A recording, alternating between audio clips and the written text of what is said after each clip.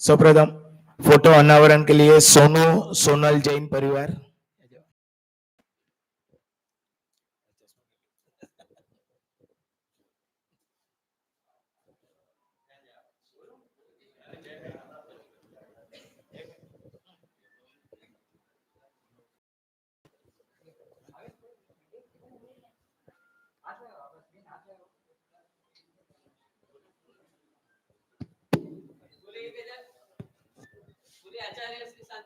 महाराज की जय।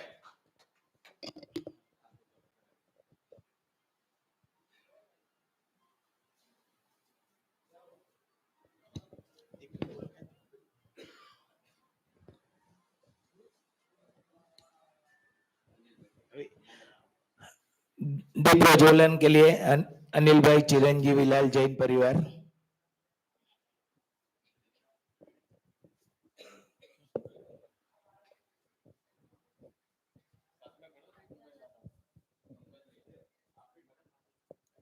मन के मंदिर में गुरु को है बिठाया, मन के मंदिर में गुरु को है बिठाया, बागान दियारा शीतल मुस्काया, मन के मंदिर में गुरु को है बिठाया। गुरु ने जहाँ जहाँ भी ज्योति जलाई है, काले काले बादलों में रोशनी सिंचाई है। गुरु ने जहाँ जहाँ भी ज्योति जलाई है, काले काले बादलों में रोशनी सिंचाई है।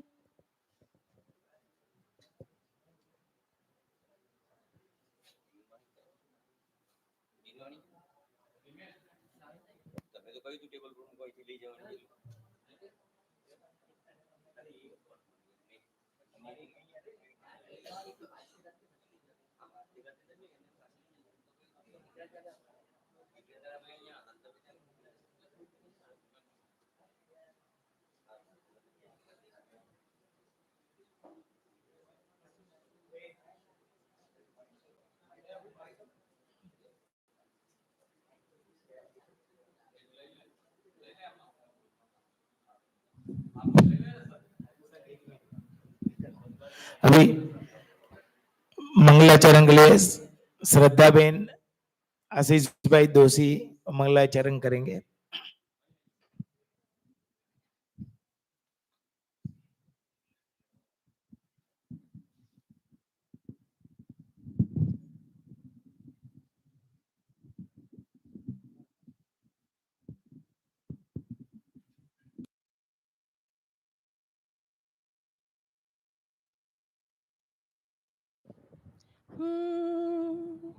नमकार मंत्र है न्यारा, इसने लाखों को तारा। नमकार मंत्र है न्यारा, इसने लाखों को तारा। इस महामंत्र का जाप करो, भवजल से में किनारा। नमो अरिहंताणम, नमो सिद्धाणम, नमो आयर्याणम, नमो उवजायाणम, नमो लोये सव्यसाहुणम।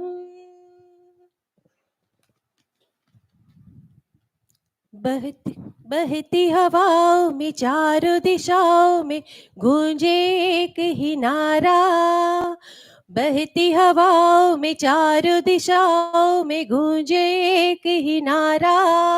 सबसे अच्छा युवाओं के लिए संस्कार शिविर है हमारा, दूर करे अज्ञान तिमिर। युवाओं के संस्कार शिविर दूर करे अज्ञान तिमिर, युवाओं के संस्कार शिविर।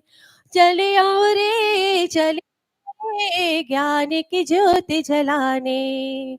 चले आओ रे मन का तिमिर हटाने, दूर करे अज्ञान तिमिर युवाओं की संस्कार शिविर। दूर करे अज्ञान तिमिर युवाओं की संस्कार शिविर। भैया जी श्री वीर सागर की निश्रा मिलती प्यारी, प्रभु वाणी मुख से सुन करके खिल जाए मन की क्यारी। भैया जी श्री वीर सागर की निश्रा मिलती प्यारी, प्रभु वाणी मुख से सुन करके खिल जाए मन की क्यारी। गुरु निर्मोह सुंदर लगते हैं, गुरु निर्मोह सुंदर लगते हैं, जैसे कोई सखा हो प्यारा। मुखमंडल ऐसा चमके है जैसे नभ में चमके सितारा। चले आओ रे सासन अलख जगाने।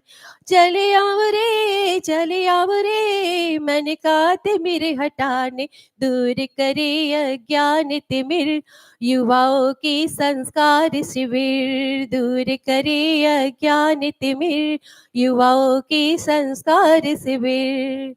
शिविरार्थी सब मिल कर के जिन बंद न घाये, जिन शासन की अमर पताका नील गगन लहराए। शिविरार्थी सब मिल कर के जिन शासन बंद न घाये, जिन शासन की अमर पताका नील गगन लहराए। हाथ जोड़ सब शीश नवाए अद्भुत,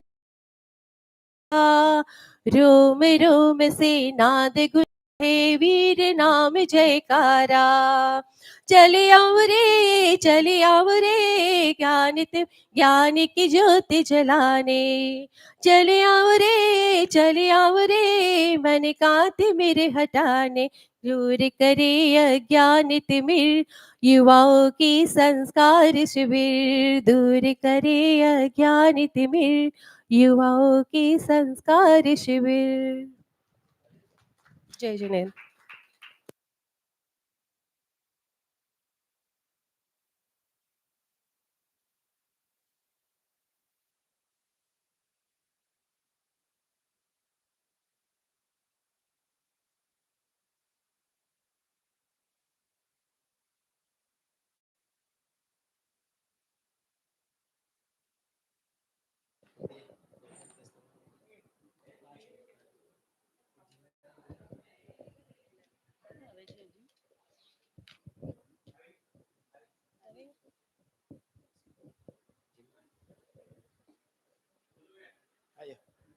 एक मिनट बोले।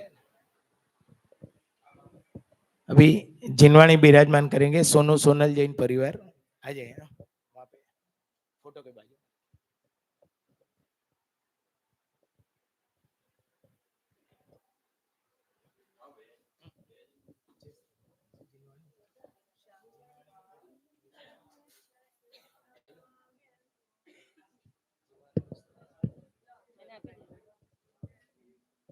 शाद्वादनय षट्द्रव्य गुण पर्याय और प्रमाण का जड़ कर्म बंध का अरु कर्म के अवसान का कह कर स्वरूप यथार्थ जग का जो किया उपकार है। इसके लिए जिन वाणी माँ को वंदना शत बार है, वंदना शत बार है।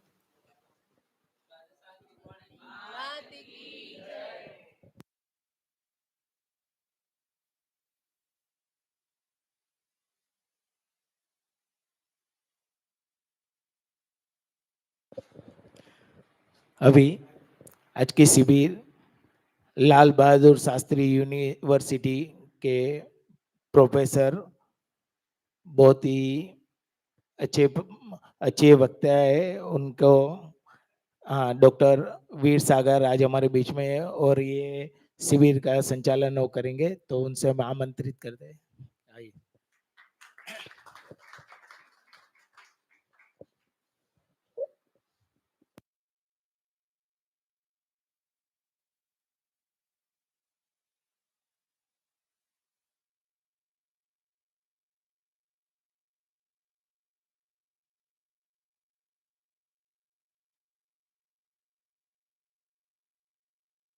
बस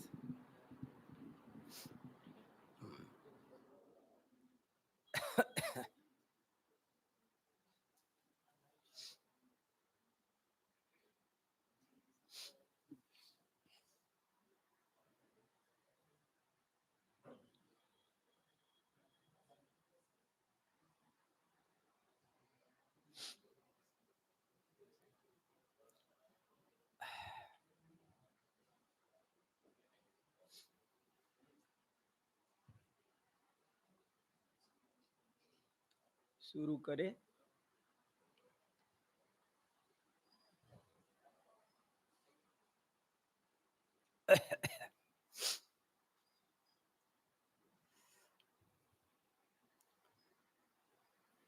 विघ्ना प्रणश्यन्ति भयं न जातु, न दुष्टदेवाः परिलङ्घयन्ति। अर्थान् यथेष्टांश्च सदा लभन्ते, जिनोत्तमानां परिकीर्तनेन। जिनोत्तमानां परिकीर्तनेन।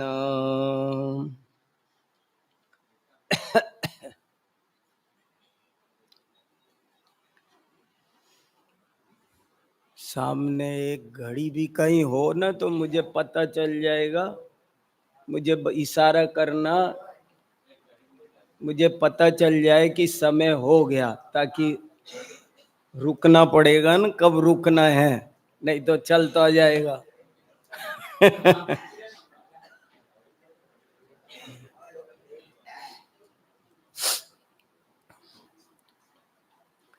देखो, आज मुझे बहुत प्रसन्नता हो रही है कि 3 दिन आपके साथ स्वाध्याय करने का मौका मिलेगा।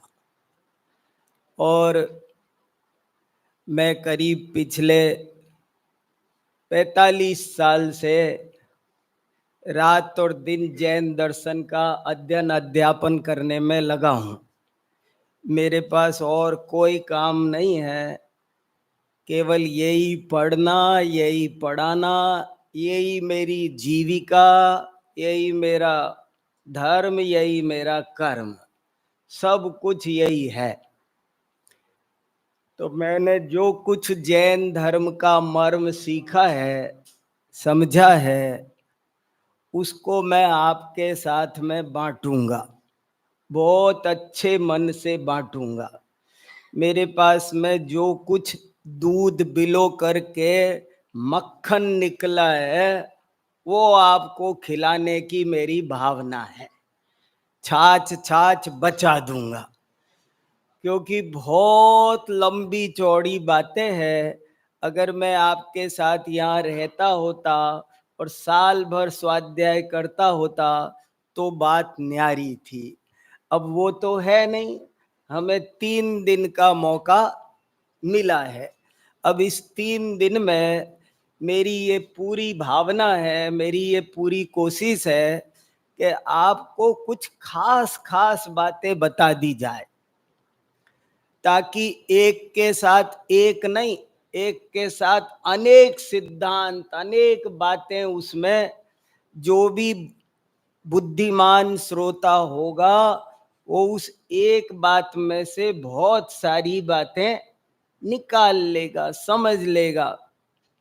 आप इन बातों को एक बार नहीं, 2 बार, 4 बार सुने, गहराई से उन पर विचार करें, उनको नोट करें। जो वो बड़े विद्वान थे, वो एक बात कहते थे कि वाचन से पाचन महान है। क्या मतलब हुआ कि हम वाचते या सुनते तो बहुत है, पर उसको अच्छी तरह पचाते नहीं है, पचाने में कमी रह जाती है, इसलिए उसे अच्छे से पचाना चाहिए। एक बैरिस्टर चंपत राय हुए हैं, उन्होंने एक बड़ा ग्रंथ लिखा है की ऑफ नॉलेज, बहुत जबरदस्त ग्रंथ है जैन धर्म का अंग्रेजी में परिचय देने के लिए। उसमें उन्होंने लिखा है नॉलेज इज लाइक फूड, ज्ञान वो अन्न की तरह है, कितना खाया इसकी ज्यादा वैल्यू नहीं है, कितना पचाया इसकी ज्यादा वैल्यू है। रोटी कितनी अपनी है, जितनी टिफिन में रखी है, रसोई में जितनी रोटियां रखी है, कहने को तो हम कह सकते हैं कि मेरी रसोई में 20 रोटी रखी है, लेकिन 20 अपनी है, 20 में से जितनी खाई उतनी अपनी है। 4 खाई तो 4 अपनी है और 16 अपनी नहीं है। और अभी और एक स्टेप आगे बढ़े तो 4 भी अपनी नहीं है, 4 खाई 1 पचाई, तो आपकी 1 है, 3 खाई हुई भी आपकी अपनी नहीं रहेगी, ऐसे ही निकल जाएगी। ऐसे ही हमसे एक भूल अनादिकाल से हो रही है। हम जिनवाणी को सुनने का अवसर मिलने के बाद भी हम इधर से सुनते हैं और इधर निकाल देते हैं। बहुत हमसे ऐसे होता है, हमसे जनरली ऐसा होता है कि हम उन चीजों को एब्जॉर्व नहीं कर पाते हैं। जैन धर्म की बातें एब्जॉर्व करने की है, अच्छी तरह रमाने की, रचाने की, पचाने की है। मुझको एक दृष्टांत बहुत प्यारा लगता है, अभी याद आ गया, तुरंत कह देता हूं, बहुत काम का है। एक मूर्ति बनाने वाला कलाकार था। एक बार वो 3 मूर्ति बनाकर उज्जैन में आया कि राजा भोज बहुत बड़े कला प्रेमी हैं, कला के कद्रदान हैं, तो वो मेरी मूर्तियां वहां जरूर उज्जैन में बिक जाएगी। तो वो आया और 3 मूर्तियों को बेचने के लिए सुबह से शाम तक गली गली घूमा, लेकिन उसकी मूर्तियां नहीं बिकी। थक करके वो राजा भोज के पास गया और राजा भोज से कहा कि महाराज, मैंने तो सुना आपके राज्य में बड़े बड़े कला प्रेमी रहते हैं, मेरी कला की तो किसी ने कद्र की नहीं, मेरे को सारा दिन हो गया गली गली घूमते, एक भी ग्राहक नहीं मिला, तो आप तो ले लो। बोले दिखाओ अपनी मूर्तियां। उसने अपनी 3 मूर्तियां दिखाई। राजा ने पूछा क्या मूल्य है, तो उसने कहा ये 10 रुपए की है, ये 10,000 की है, ये 10 लाख की है। तो राजा भोज ने कहा देखो तुम्हारी मूर्तियां इसीलिए नहीं बिकी, तीनों मूर्तियां सेम मेटल की है, सेम साइज की है, फिर भी उनकी कीमत में इतना ज्यादा अंतर है, तो कैसे बिकेगी। तो वो मूर्तिकार बोला महाराज, आप भी मेरी कला की कद्र नहीं करोगे तो हम कलाकार कहाँ जाएंगे। कोई तो हमारे कला के पारखी होना चाहिए इस धरती पर।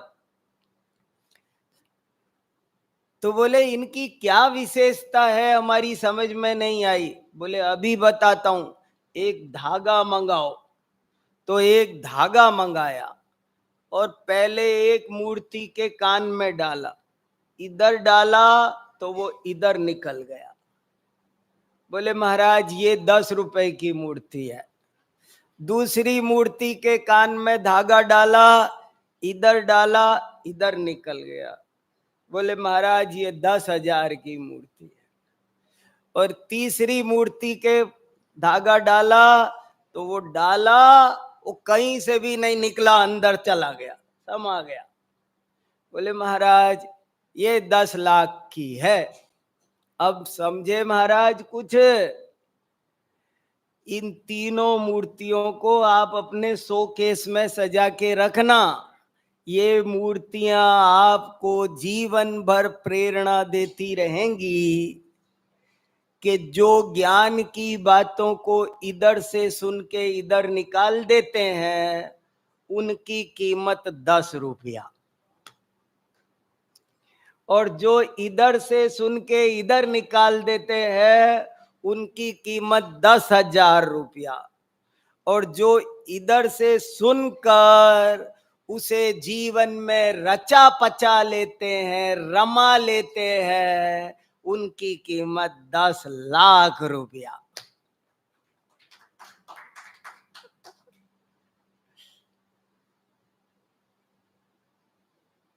क्या समझ में आया? बहुत गजब की बात है, सावधानी से समझना।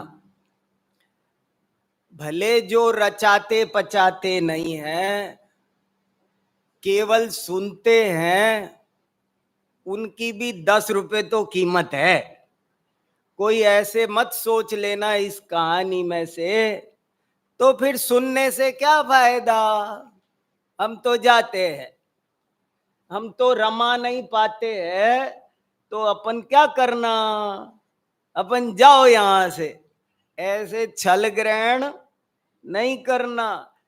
अरे सुनोगे नहीं तो रचाओगे पचाओगे कैसे? इसलिए जो खाली सुनते हैं उनकी भी कीमत बता दी, थोड़ी सी है तो कम है, ज्यादा नहीं है, इसलिए शांति से सुनना। आचार्य विद्यानंद जी एक श्लोक और बहुत सुनाया करते थे, बहुत मुझे अच्छा लगता है, बहुत सार गर्भित है। वो क्या कहते थे? सतेन गुणितायाति सहस्रेण तु तिष्ठति, सहस्राणाम सहस्रेण प्रेत्य चेह च तिष्ठति। अर्थ बताता हूं तब आनंद आएगा। किसी को समझ में आया मैंने क्या बोला? इस श्लोक का अर्थ किसी की संस्कृत बैकग्राउंड है थोड़ी बहुत? सुनो, इसका अर्थ सुनो तब आपको आनंद आएगा। बहुत प्राचीन श्लोक है। क्या कहा इसमें कि 100 बार विद्या पढ़ो, 100 बार शास्त्र पढ़ो तो समझ में आता है, 1000 बार पढ़ो तो टिकता है, और 1,00,000 बार पढ़ो तो अगले जन्म में साथ जाता है। अब सुनो इस श्लोक, देखो समझ में आएगा। सतेन गुणिता आयाति, क्या मतलब हुआ? 100 बार, सत मने 100 बार पढ़ो तो आयाति, 100 बार पढ़ो तो समझ में आती है। सतेन गुणिता आयाति सहस्रेण तु तिष्ठति, 1000 बार पढ़ो तो रुकती है, नहीं तो पढ़ी 2 दिन में भूल जाते, टिकती नहीं है। और 1,00,000 बार पढ़ो तो ये विद्या अगले जन्म में भी साथ जाती है। कितनी बड़ी बात है। हमको यहीं रहना है कि अगले जन्म में लेके चलना है? इस पंचम काल में इस जन्म से तो मुक्ति मिलने वाली किसी को हमको है नहीं। अपन को गारंटी से अगला जन्म तो कम से कम एक तो लेना ही पड़ेगा, जो भी हो एक तो कम से कम लेना ही पड़ेगा ना। और लेंगे तो ये जिनवाणी हमारे साथ अगले जन्म में जानी चाहिए कि नहीं जानी चाहिए? तो उसके लिए हमें क्या करना पड़ेगा? लाखों बार पढ़ना पड़ेगा। समय सार कितनी बार पढ़ना चाहिए? तत्वार्थ सूत्र कितनी बार पढ़ना चाहिए? ये जब हम लाख बार पढ़ेंगे तब ये हमारे साथ अगले जन्म में जाएंगे। इसलिए हम सब बहुत सावधानी से इस जिनवाणी को सुने, समझें, नोट करें। मैं सब स्वाध्याय करने वालों को आजकल जगह जगह एक प्रेरणा और देता हूं, और उससे मुझे और स्वाध्याय करने वालों को बड़ा फायदा हुआ है। मैं सबसे कहता हूं, जो भी कोई दुकान भी करता है, कोई भी है, मैं सबसे कहता हूं अपनी अपनी एक स्वाध्याय की डायरी जरूर बनाओ। जैसे बही खाता होता है ना, ऐसे सबके पास में एक डायरी जरूर होनी चाहिए। और उस डायरी में रोज आधा पेज लिखो, मैंने आज क्या सुना, क्या पढ़ा, जो भी कहीं कुछ अच्छी बात आपके चिंतन में आई, रोज आधा पेज लिखो। अगर आधा पेज रोज लिखेंगे तो एक महीने में कितने हो जाएंगे? 15 पेज आप लिख लेंगे। और 15 पेज आप लिख लेंगे तो आप समझो उनको दोबारा पढ़ेंगे, तिबारा पढ़ेंगे तो वो बहुत मजबूत हो जाए। स्वाध्याय में, स्वाध्याय का एक अंग है अनुप्रेक्षा, आमनाय। केवल स्वाध्याय के कितने वेद है? 5। केवल वाचना नहीं, जो समझ में नहीं आए उसका प्रच्छना, जो सुना उसकी बार बार चिंतन करना, फिर उसको याद करना, इतना काम आगे करना है। इसलिए सबको मेरी सलाह ये है, अगर जिनवाणी का मर्म समझना चाहते हो, अगर अच्छा स्वाध्याय करना चाहते हो, तो सब लोग एक डायरी बनाओ, अपनी पर्सनल डायरी, और उसमें रोज 4 लाइन लिखो। पर लिखो, लिखने से बात 10 गुनी पक्की हो जाती है, एक डबल नहीं होती है। 1 और 1 कितना होता है? 2 नहीं होता। यहां पर 1 और 1 11 होता है। आप आज जो प्रवचन सुना उसे आप शाम को दिन में थोड़ी देर बैठ के ये सोच लेंगे, जरा मैं अपने मन ही मन रिवाइज करता हूं कि आज मैंने क्या क्या सुना। शांति से बैठ के सारी बातों को अगर आप दोहराते हैं तो कितनी मजबूत हो जाएगी? डबल नहीं होगी, 1 और 1 11 हो जाएगी। वो बहुत पावरफुल हो जाएगी, ताकत हो जाए। जैसे दीवार पर पलस्तर करते हैं, और पलस्तर के बाद में क्या करते हैं? तराई करते हैं, नीचे फर्श डालते हैं सीमेंट का, फिर क्या करते हैं? पानी से उसकी 10 दिन तराई करते हैं। तो तराई करने से क्या होता है? वो मजबूत हो जाता है।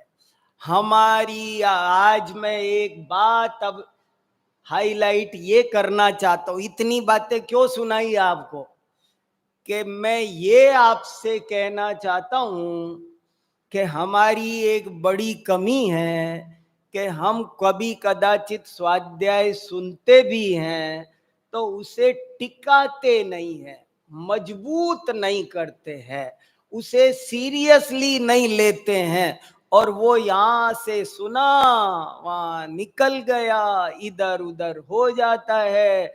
उसमें जितनी गंभीरता अपेक्षित है उतनी गंभीरता से हम उसको नहीं ले पाते हैं, और इसलिए हमें उसका प्रॉपर लाभ जो होना चाहिए वो नहीं होता है। इसलिए मैंने ये 15 मिनट लगाए हैं, मैंने यूं ही नहीं लगाए। ये भी मैं एक इम्पोर्टेंट बात आपसे 1 घंटे कहना चाहता था, जिसे मैंने 15 मिनट में कही है। आप इसको गंभीरता से लेना। अब चलता हूं एक दूसरी बात जो मैं आज आपसे करना चाहता हूं। अभी मैंने सबसे पहले जो श्लोक पढ़ा था, आज उसकी थोड़ी चर्चा करना चाहता हूं। ये जो मैंने श्लोक पढ़ा है वो धवला ग्रंथ में आचार्य वीरसेन स्वामी ने लिखा है। धवला ग्रंथ का नाम कितने लोगों ने सुना है? वाह, आधे लोगों ने नाम सुना है। हमारा 1.25 लाख श्लोक प्रमाण, कितना? 2.25 लाख श्लोक प्रमाण जैन धर्म का महान ग्रंथ है धवला। 39 भाग हैं उसके, नीचे से रखो तो ऊंचे होंगे। बहुत जबरदस्त प्राकृत, संस्कृत, हिंदी में उसका अनुवाद। अब थोड़े दिन पहले तक तो मिलता केवल ताड़पत्रों में रखा था, सिर्फ दर्शन कर सकते थे, उसे पढ़ने का अवसर नहीं मिलता था। लेकिन अभी विद्वानों के प्रयास से उसका बढ़िया संपादन हो गया, प्रकाशन हो गया, वो बहुत अच्छे से छप गया। कोई भी उसे ले सकता है, पढ़ सकता है। तो उस ग्रंथ में से ये एक मैंने इम्पोर्टेंट श्लोक सुनाया है। मैं इससे संबंधित और 4-6 बातें सुनाऊंगा आपको। आप इस पर थोड़ा गहराई से विचार करना। क्या अर्थ है इस श्लोक का, अर्थ भी बताता हूं और एक बार श्लोक फिर से सुनाता हूं।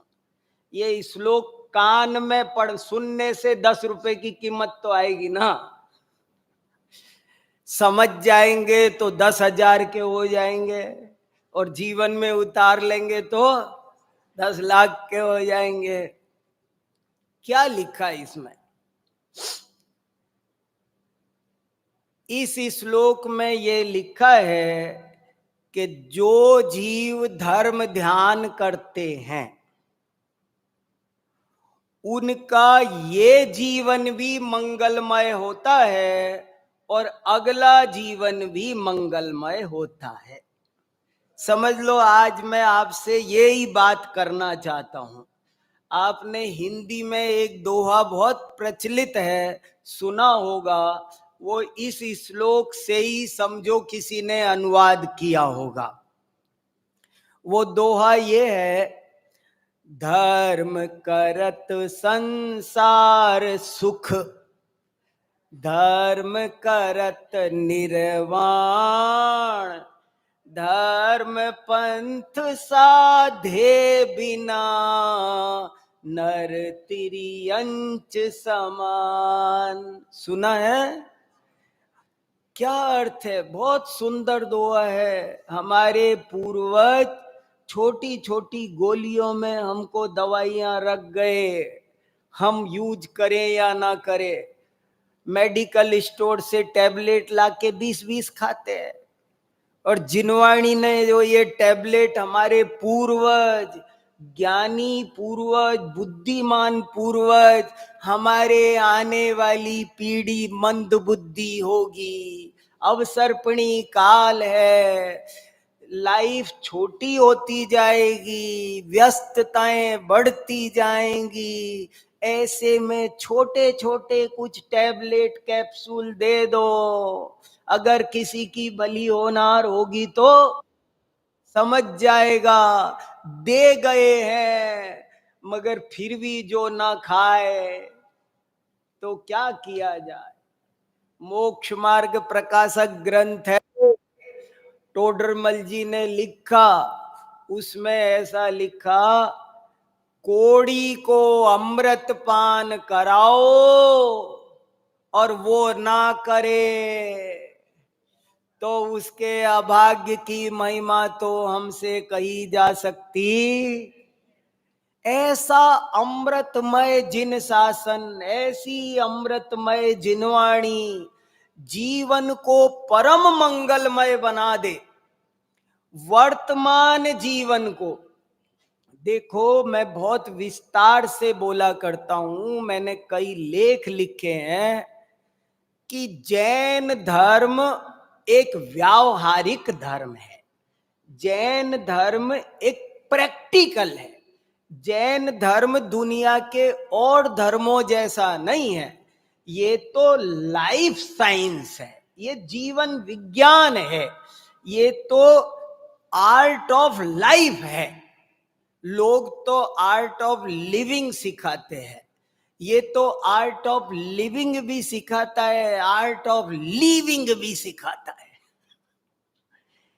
है। जीने से मरने तक की पूरी कला जैन धर्म सिखाता है। जैन धर्म पूरा का पूरा एकदम प्रैक्टिकल है। सुबह उठकर शाम तक कैसे जीना है, जीवन भर कैसे रहना है, दी बेस्ट कैसे जिया जा सकता है इस लाइफ में, ये काम जैन धर्म सिखाता है। बहुत प्रैक्टिकल धर्म है, इसलिए ये बहुत अच्छा दुआ है। किसी को याद नहीं हो तो भी सब लोग इसे याद कर लो। धर्म करत संसार सुख। संस्कृत का श्लोक तो नहीं बोल रहा अब याद करने को, हिंदी का तो करो, थोड़े थोड़े कंठस्थ करो। विद्या कंठ में होनी चाहिए, पैसा अंट में होना चाहिए। पास में पैसा नहीं तो किस काम का, होगा कहीं सुरंग में फंस गए, कहां कहां क्या क्या, कहीं भी कोई बात है, कहते हैं विद्या कंठ में बसाओ। धर्म करत संसार सुख, धर्म करत निर्माण, धर्म पंथ साधे बिना नर तिरियंच समान।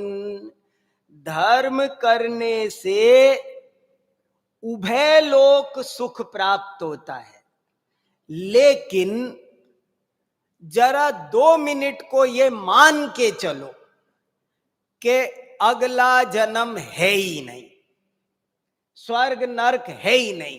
जैसे कि आजकल के कुछ बच्चे तर्क कुतर्क करते रहते हैं, किसने देखा अगला जन्म, किसने देखे स्वर्ग नरक। तो मैं कह रहा कोई बात नहीं, 2 मिनट को छोड़ दो।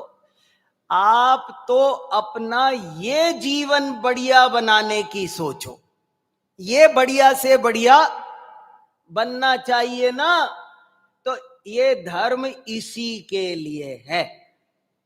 मैं एक वाक्य और बोला करता हूं कि जो अभी फल दे उसका नाम है धर्म, और जो बाद में फल दे उसका नाम है कर्म। हमें कर्म करना है कि धर्म? धर्म उसका नाम नहीं है जो अगले जन्म में फल देगा, धर्म तो उसका नाम है जो आज फल देगा। आज नहीं, अभी तत्काल। गुड़ खाऊं मैं तो स्वाद कितनी देर बाद आएगा? तत्काल धर्म के सेवन से तत्काल फायदा होता है। अभी अभी सुख शांति मिले, उसका नाम धर्म है। धर्म बहुत प्रैक्टिकल है। अगले जन्म की बात जो लोग स्वाध्याय करेंगे, तर्क युक्ति से समझेंगे, उन्हें वो भी समझ में आएगा। लेकिन अभी एक बार हम बहुत सिंपल वे में सोच के देखें। एक पंडित कैलाश चंद जी हुए हैं, बहुत धुरंधर विद्वान, स्यादवाद महाविद्यालय बनारस के प्रिंसिपल, जैन धर्म नाम की किताब लिखी, 50 ग्रंथों का संपादन किया। धवला ग्रंथ के संपादन में भी जिनने बड़ा योगदान दिया, वो एक दृष्टांत सुनाया करते थे। वो दृष्टांत भी बहुत अच्छा है, बड़े काम का है, वो भी आपको सुनाता हूं। एक ट्रेन जा रही थी और कोई कोई कुछ कुछ बेचने आता था। ये ले लो, दाल मोट ले लो, सब लोग खरीदते थे, खाते थे। उसी ट्रेन में एक जैन साहब भी बैठे थे, वो कुछ नहीं ले रहे थे। और जब शाम को 5 बजे तो अपने बैग से टिफिन निकाला और खाना खा रहे। तो जब उन्होंने खाना खाया तो उनके सामने एक मौलवी साहब बैठे थे। वो बोले, अच्छा तो ये बात है, आप जैन हो। और मैं इतनी देर से सोच रहा था कि सब लोग तो एंजॉय कर रहे हैं, आप अपनी आत्मा को इतना दुख क्यों दे रहे हो पंडित जी? आप अपनी आत्मा को क्या बोला हो? आप अपनी आत्मा को इतना दुख, सब तो मजे कर रहे हैं और आप अपनी आत्मा को बड़ा दुख दे रहे हो। तो पंडित जी बोले कि देखो भाई साहब, पहले तो आप अपना ये वाक्य वापस लो कि मैं दुखी हो रहा हूं और तुम मजे ले रहे हो। मैं बहुत शांति से परमानंद में बैठा था और तुम ही मछली की तरह तड़पड़ा रहे थे सबके सब। स्टेशन पे ट्रेन रुकेगी कि नहीं, चाय आएगी कि नहीं, अरे वो चला गया, अरे वो वहां पूड़ी मिलेगी कि नहीं, नाश्ता मिलेगा कि नहीं, अरे ये जंगल में आउटर पर क्यों रोक के खड़ी होगी। मैं तो तुम ही उछल कूद रहे थे। मैं तो बिल्कुल ठंडे, और मुझे तो पता है मेरे पास घर से देसी घी की पूड़ियां, सब्जी, मिठाई, आप चख के देखो, ऐसी खाई है तुमने? बढ़िया से बढ़िया भोजन मेरे पास जरूरत से ज्यादा रखा है और मैं एकदम कूल पीस, मैं तो बड़े आराम से बैठा था। मैं अपने आप को कोई दुख नहीं दे रहा। सच पूछो तो दुख तो तुम लोग पा रहे थे। तुम्हें ही चिंता, फिकर, उछल कूद परे। उसने ज्यादा पैसे ले लिए, उसने छोड़ दिए, उसके पास खुले ने। कितनी टेंशन, किच किच किच किच कौन कर रहा था? मैं कर रहा था कि तुम कर रहे थे? तो पहले तो ये वाक्य वापस लो कि मैं दुखी परेशान हूं। परेशान और दुखी तो आप लोग हो। दूसरी बात, उसने कहा कि आप सब पंडित जी ये बताओ, आप अपनी आत्मा को इतना दुख क्यों दे रहे हो? इसीलिए दे रहे हो ना कि स्वर्ग में जाएं, नरक में ना जाना पड़े, इसीलिए कर रहे हो ना इतना दुख। इतना दुख क्यों पा रहे हो? और ये बताओ पंडित जी, अगर स्वर्ग नरक नहीं हुए तो आपका ये सब दुख पाना तो बेकार जाएगा। तो पंडित जी बोले, सुनो, देखो स्वर्ग नरक है कि नहीं, ना तो फिलहाल तुम मुझे समझा सकते, ना मैं तुम्हें समझा सकता। और 2 मिनट को अब मैं ये कहूं कि हम जाके आए तो तुम कुछ बात बनने वाली नहीं उस मुद्दे पर। लेकिन फिलहाल 2 मिनट को मैं तुम्हारी बात मान लेता हूं। डाउट में तो है ना? तो बोले मान लेते हैं 2 मिनट को कि स्वर्ग नरक नहीं हुए। नहीं, लेकिन जरा सोचो, जो बात डाउट की है हो भी सकते, नहीं भी हो सकते। अगर स्वर्ग नरक नहीं भी हुए तो मेरे बाप का क्या बिगड़ रहा है? मैं तो बढ़िया जिंदगी जी के जा रहा हूं, और मैं तो बढ़िया जिंदगी जी के जा रहा हूं। अगर नहीं भी हुए तो नहीं भी हुए, लेकिन सोचो अगर हुए तो, अगर स्वर्ग नरक हुए तो आपका क्या होगा वो सोचो। हमारे तो दोनों हाथ में लड्डू है। हम तो इतनी बढ़िया जिंदगी जी रहे हैं कि हमारा ये जन्म भी बढ़िया है, और स्वर्ग नरक हुए तो भी हम तो बढ़िया ही गति में जाने वाले हैं। और यदि नहीं हुए और यदि स्वर्ग नरक हुए तो तुम ये भी जीवन खराब कर रहे हो, आकुलता कर रहे हो घोर। कितनी बार के खाने से बीमारियां होती है, सो अलग नाना प्रकार से अपने शरीर को दुख दे रहे हो। तो तुम ये भी जन्म खराब कर रहे हो और अगला भी खराब कर रहे हो। इसलिए हम तो दोनों तरफ से फायदे में हैं। तत्वार्थ सूत्र में एक सूत्र आता है, हिंसादिषु इहा मुत्रा पाया वद्य दर्शनम, के हिंसा आदि वो इस जन्म में भी दुख देते हैं और अगले जन्म में भी दुख देते हैं। आज का जीवन भी खराब करते हैं और अगला जीवन भी खराब करते हैं। इसलिए ये बात बहुत अच्छे से हमें आज समझनी है कि हमें परलोक के लिए नहीं, ऐसे आचार्यों ने भी लिखा है, संदिग्धे पिपरे लोके कर्तव्यो धर्म संग्रह, यदि है ना, यद नास्तिक हत नास्तिक, बोले परलोक संदिग्ध हो तो भी हमको क्या फर्क पड़ना है?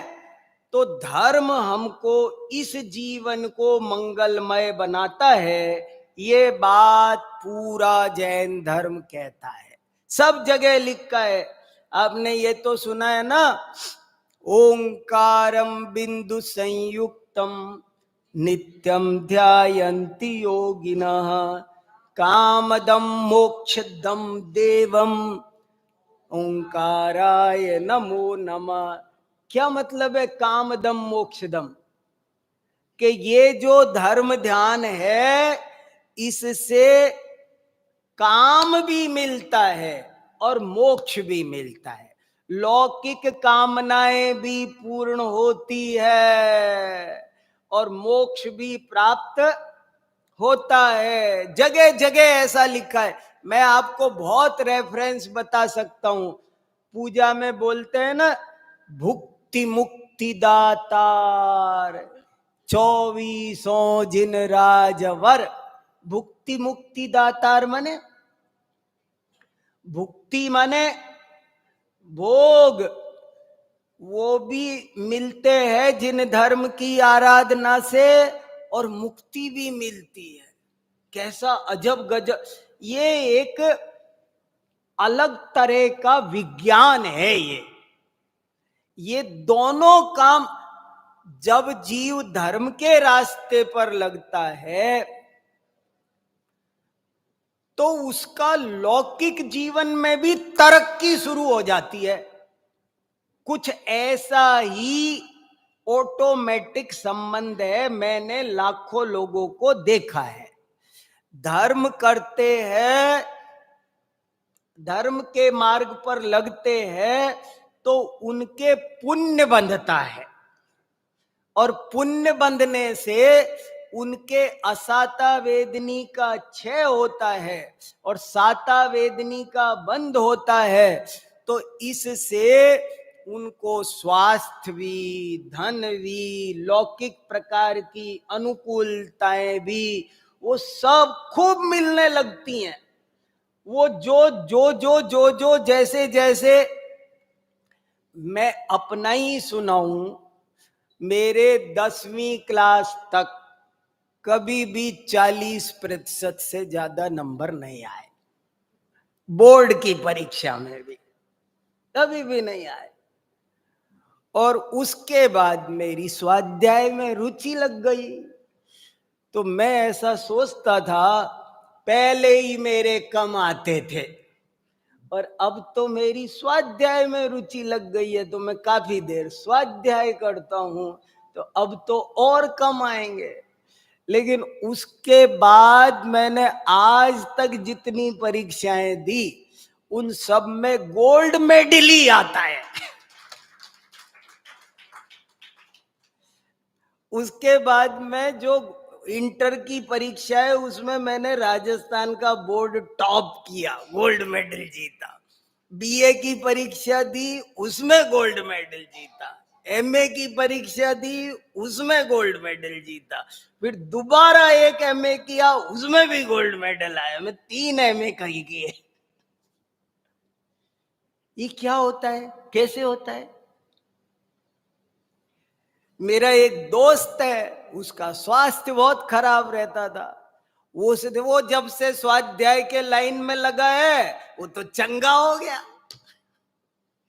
एक अनाथ मुनि की कहानी आती है प्रथमान योग में, पुण्याश्रव कथा कोश में। एक अनाथ मुनि थे। अनाथ मुनि माने वो बहुत रोगी हो गए थे, सबने उनका साथ छोड़ दिया। तो उन्होंने दीक्षा ले ली, तब भी लोग उनको कहते थे इनका कोई नहीं, इन छुआछूत तक की बीमारी, कोई पास बैठना पसंद ना करे। तो उनका नाम क्या पड़ गया? अनाथ मुनि।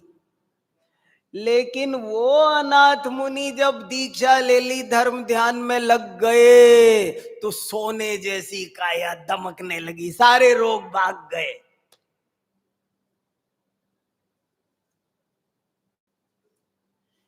ऐसा ही योग है।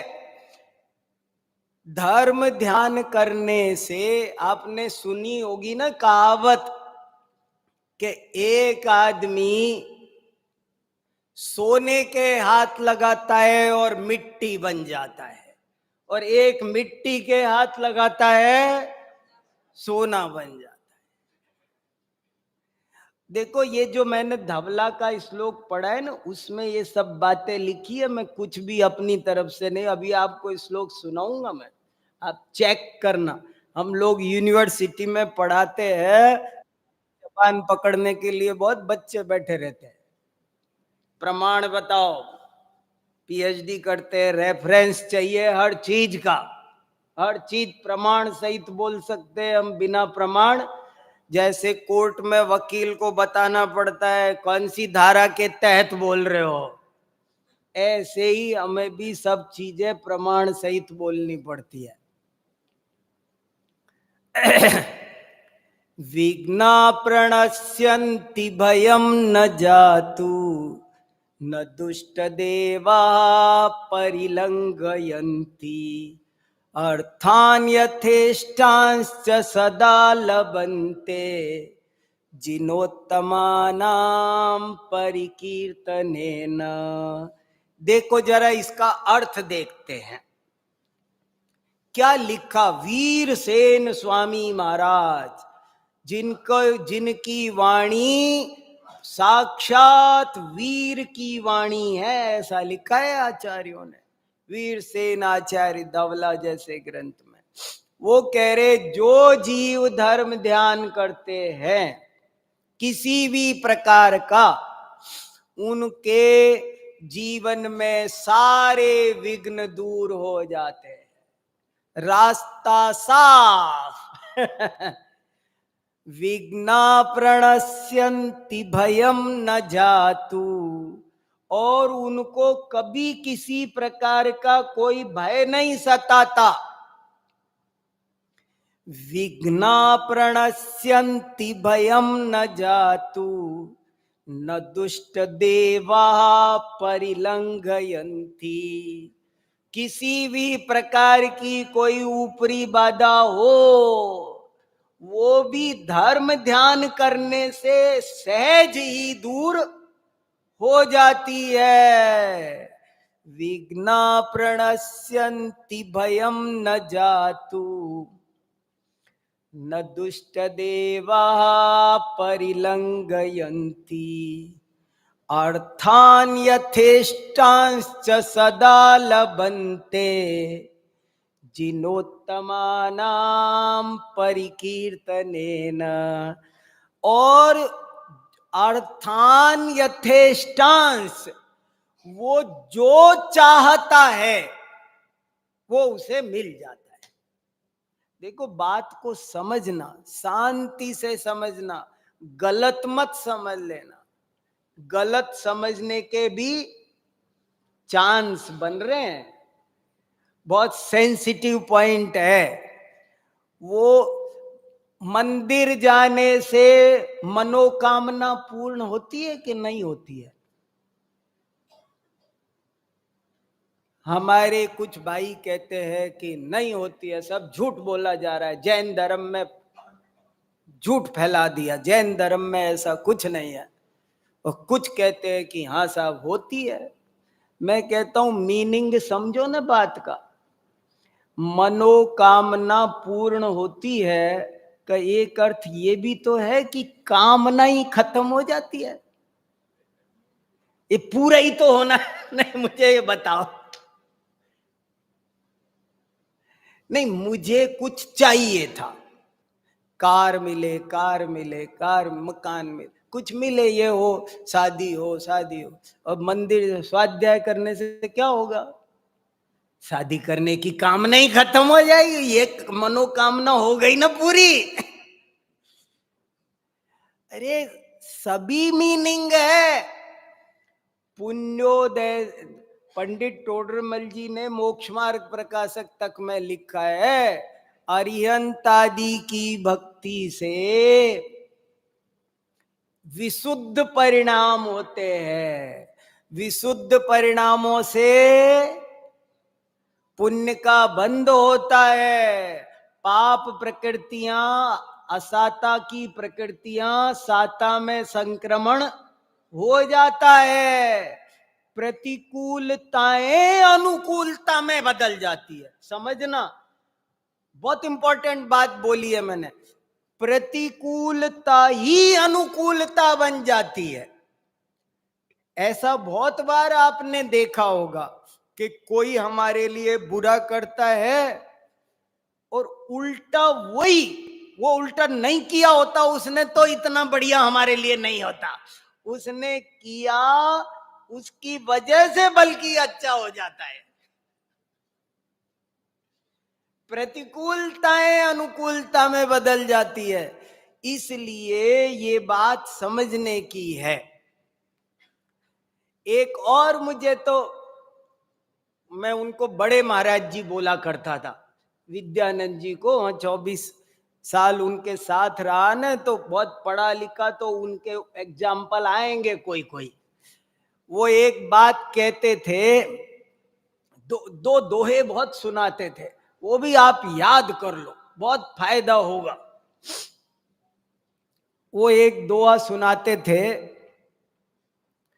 धर्म बढ़े तो धन बढ़े, धन बढ़ मन बढ़ जाए, मन बढ़ते सब बढ़त है, बढ़त बढ़त बढ़ जाए। समझ में आया? बहुत सिंपल है, सरल है। धर्म बढ़े तो धन बढ़े। जरा समझना अशोक भाई, कैसे? धर्म बढ़े तो धन, धन माने क्या? धन माने केवल रुपया पैसा मत समझना। धन हजारों तरह का होता है। धन माने सर्व प्रकार की अनुकूलताएं। मैंने एक लेख लिखा है जैन इकोनॉमिक्स पर, एक आदमी को पीएचडी भी कराई है जैन इकोनॉमिक्स पर। धन माने क्या? पहले तो धन माने क्या, लक्ष्मी माने क्या? लक्ष्मी माने केवल रुपया पैसा नहीं होता है, स्वास्थ्य भी, हेल्थ इज वेल्थ। स्वास्थ्य भी धन है कि नहीं? बताओ, छोटा धन है? परिवार धन है कि नहीं? परिवार का प्रेम धन है कि नहीं? धन कितनी? Time is money. समय धन है कि नहीं है? कितनी चीजें साथ में, दोस्त धन है कि नहीं? सब कुछ छूट जाए, अपना दोस्त साथ रहे तो लगता है कोई चिंता की बात नहीं, कोई तो है। तो धन माने एक चीज मत समझना, बहुत व्यापक संदर्भों में धन का मतलब ग्रहण करना। मन का उत्साह, सब चीजें हैं धन में। अष्ट महालक्ष्मी के नाम तो सुने हैं? लक्ष्मी एक नहीं होती, यश भी धन है। कीर्ति लक्ष्मी, कीर्ति भी धन है, उसके लिए दुनिया क्या नहीं करती। तो धर्म बढ़े तो धन बढ़े, धन बढ़ मन बढ़ जाए, मन बढ़ते सब बढ़त है, बढ़त बढ़त बढ़ जाए। जीवन में उन्नति कैसे होती है, उसका ये बीज मंत्र है। आप धर्म के रास्ते पर लगो, धर्म बढ़ेगा तो धन बढ़ेगा। अब धन माने सब कुछ समझना, और धन बढ़ेगा तो मन बढ़ेगा, मन का उत्साह। एक वाक्य सुना होगा ना आपने, सफलता उत्साह की जननी है और असफलता निराशा की जननी है। आप किसी काम में को निकलो, पहला भी ना हो, दूसरा भी ना हो, तीसरा भी नहीं हो, फिर चौथे को जाओगे तो कैसा लगेगा कि आज तो 3 जगह गए, तीनों काम तो बने नहीं, अब चौथे पे जा तो रहा हूं पर पता नहीं, डाउन हो जाता है। और अगर उत्साह हो तो कहते हैं ना, आशा से आकाश थंबा है। जिसके मन में उत्साह होता है ना, वो सब कर ले जाता है। असली प्रॉपर्टी उत्साह होती है। एक वक्ता अच्छा वक्ता कब बनता है? जब उसमें उत्साह हो। एक व्यापारी कब अच्छा व्यापारी बनता है? व्यापारी तो बन गए, उत्साह है ही नहीं, तू कुछ नहीं कर पाएगा। उत्साह पहली चीज है कोई भी काम करने के लिए।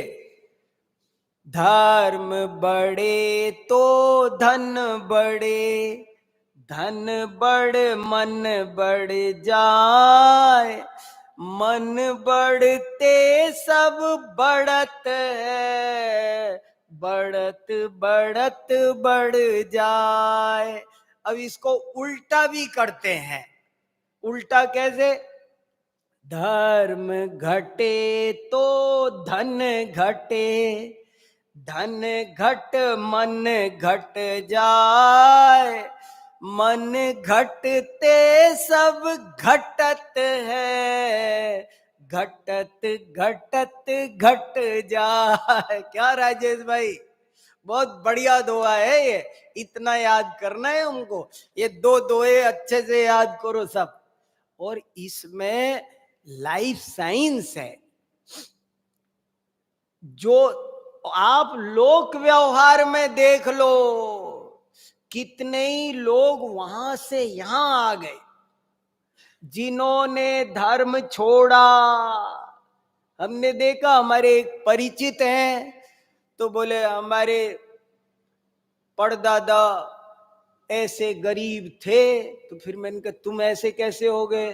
बोले साहब हमारे इतने धर्मात्मा थे, इतने नियम के पक्के थे, ऐसे कभी बेईमानी नहीं की, कुछ नहीं किया, दुकान पर झूठ नहीं बोलते थे, कम नहीं तोलते तो कुछ नहीं, राइज हो गए सबके सब। और तुम वैसा, वो बेटा है ना, वो कम तोले बिना बाज नहीं आता, नकली माल लाता है, वो वैसे कमा, सब खत्म हो गया। धर्म छोड़ते ही इष्ट भूलो भ्रष्ट हो, धर्म संभालो तो सब संभलता है। धर्म की बात ऐसी है कि एक आदमी के पास में बाल्टी थी और 40 हाथ की रस्सी थी, और वो कुएं पे पानी भर रहा था तो बाल्टी छूट गई, और बाल्टी के साथ साथ सर सर सर सर सारी रस्सी भी खिंचती हुई नीचे जा रही थी। लास्ट में इतनी सी रस्सी बची, उसने उस पर पैर रख दिया ऐसे। तो बताओ सारी पकड़ में आ गई कि नहीं? ऐसे ही धर्म पकड़ो तो सब, जो धर्म को संभालेगा उसका स्वास्थ्य भी संभलेगा, उसका व्यापार भी संभलेगा, उसकी शिक्षा भी संभलेगी, उसके रिश्ते भी संभलेंगे, सारी प्रॉब्लम दूर होगी। 100 रोगों की एक दवा है धर्म। धर्म बढ़े तो धन बढ़े, धन बढ़े मन बढ़ जाए, मन बढ़ते सब बढ़त है, बढ़त बढ़त बढ़ जाए। धर्म घटे तो धन घटे, धन घट मन घट जाए, मन घटते सब घटत है, घटत घटत घट जाए। अरे कुछ इस अनुकूलता, और ये बात याद रखना, मनोकामना पूरी होने का क्या मतलब है? अनुकूलताएं नहीं भी मिलेगी तो धर्मात्मा जीवों का मन अच्छा हो जाता है। देखो उधर से ठीक नहीं होगा तो इधर से हो जाएगा, पर ठीक हो जाएगा मामला। समझ में आया? आसान, आपका दुख दूर हो जाएगा। कैसे होगा वो जरूरी नहीं है, आपको चीज ही मिलेगी ये गारंटी नहीं है, लेकिन कैसे भी करके आप जीत जाओगे। एक राजा ने चित्र बनवाए और चित्र बनवा करके 2 लोगों को चुना कि इनके बढ़िया हैं, बाकी सबको कैंसिल। मगर अब इन 2 में से भी एक को छांटना था कि बढ़िया चित्रकार कौन है। तो उसने उन दोनों चित्रकारों से कहा कि तुम दोनों 6 महीने यहां रहो, और ये हॉल दे दिया एक ऐसा, और बीच में एक पर्दा लगा दिया, ये दीवार तेरी, ये दीवार तेरी, और दोनों पेंटिंग करो 6 महीने तक। देखते 6 महीने बाद बढ़िया पेंटिंग किसकी है। तो एक तो पेंटिंग बनाता रहा और दूसरा केवल दीवार साफ करता रहा। इतनी साफ की कि दीवार दर्पण बन गई। अब जब 6 महीने हुए, राजा आया तो उसकी दीवार पे तो अभी चित्र बना नहीं। बोले पर्दा तो हटाओ महाराज, कंपेयर करो, तुलना करो किसका बढ़िया है। तो पर्दा हटाया और उसकी सारी पेंटिंग इसमें चमक रही है, दमक रही है। जीवन बहुत सुंदर हो सकता है। जैन धर्म सरल है, जीवन सरल है। हमने उसको हिंसा से, झूठ से, चोरी से हमने टेढ़ दे दे करके हमने उसे जटिल बना। हमने जबरदस्ती जीवन को कठिन बना रखा है, जटिल बना रखा है। वो कठिन नहीं है, वो जटिल नहीं है, वो बहुत शांत है। जैसे बताया ना, वो तो शांति से बैठा था, उसे क्या दिक्कत थी? दिक्कत तो औरों को थी। तो इसलिए इस श्लोक पर विचार करो। अब आप फिर से सुनो शांति से एक दफे, ये बात बहुत मार्मिक है। क्या?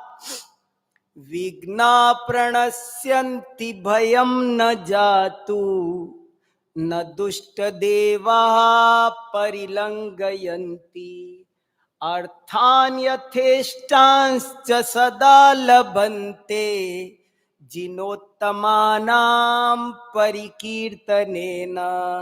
तो मैं तो कुल मिलाकर के ये समझा हूं, ये सीखा हूं, और ये मैंने बहुत लोगों के जीवन में देखा है कि जो लोग पाप करते हैं, अगले जन्म की मैं बात नहीं करता, लेकिन उनका यही जीवन बहुत खराब होता है। पापों से मानसिक अशांति होती है। मानसिक अशांति शरीर में झलके बिना मानती नहीं है। इसलिए पापों से बचना, दुनिया में सबसे ज्यादा बुरी चीज कोई है, डरने लायक कोई चीज है तो पाप है। पापों से डरो। सबसे खतरनाक चीज है हिंसा, झूठ, चोरी। पहले लोग मर जाया करते थे, कितनी भी दिक्कत आए। सोचो तो सही, क्या क्या वजह होगी कि आदमी, राजा कहता था हम तुम्हें राज्य से बाहर निकाल देंगे, बोले महाराज जैसी मर्जी। कितनी भी दिक्कत आ जाए मगर झूठ नहीं बोलते थे, चोरी नहीं करते थे, बहुत नैतिकता से अपना जीवन जीते थे। तो उनके जीवन में क्या था, किसका बल था? और आज हम सोचते हैं हम झूठ से काम चला ले, हम चोरी से काम चल। हमने जानबूझ के अपने जीवन को खराब कर रखा है। धर्म तो कोई स्वर्ग नरक के लिए नहीं, बल्कि इस जीवन को सुंदर जो धर्म को धारण करता है उसका मन अच्छा, तन अच्छा, जीवन अच्छा, उसकी सोच अच्छी, वो शांति का सम्राट होता है। जो पाप करता है वो व्याकुल होता है, अशांत होता है। इसलिए इस बात को थोड़ा गहराई से समझना है। ये जैन धर्म का एक बहुत इंपॉर्टेंट विषय है कि धर्म धारण करोगे तो तुम्हारा आज भी मंगल है और तुम्हारा कल भी अच्छा है, और पाप करोगे तो तुम्हारा आज भी खराब है और कल भी खराब है। तो इस तरह आज का समय पूरा हुआ। मैंने एक विषय आपके सामने रखा, बाकी चर्चा शाम को करेंगे।